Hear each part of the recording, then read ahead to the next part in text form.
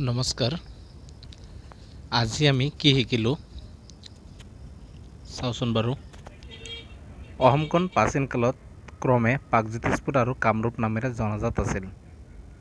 ২ number পইণ্টত আছে ভাস্কৰ বৰ্মনৰ দিনত চীনা পৰিব্ৰাজক হিউৱেন চাং কামৰূপলৈ আহিছিল। ৩ নম্বৰটো হৈছে বাণৰজাই তেজপুৰৰ মহাভৈৰৱ ৰুদ্ৰপদ অগ্নিগড় আদি নিৰ্মাণ কৰাইছিল। ৪ নম্বৰত আছে আহোমসকলে অসমত প্ৰায় ৬০০ বছৰকাল ৰাজত্ব কৰিছিল আৰু আমাৰ ৰাজ্যখন আজিৰ অসম নামটো আহোমসকলে প্ৰথম প্ৰচলন কৰিছিল। ৫ নম্বৰত আছে ১৮২৬ চনত অসমত আহোম শাসনৰ অন্ত পৰে আৰু অসম ব্ৰিটিছৰ অধীনলৈ যায়।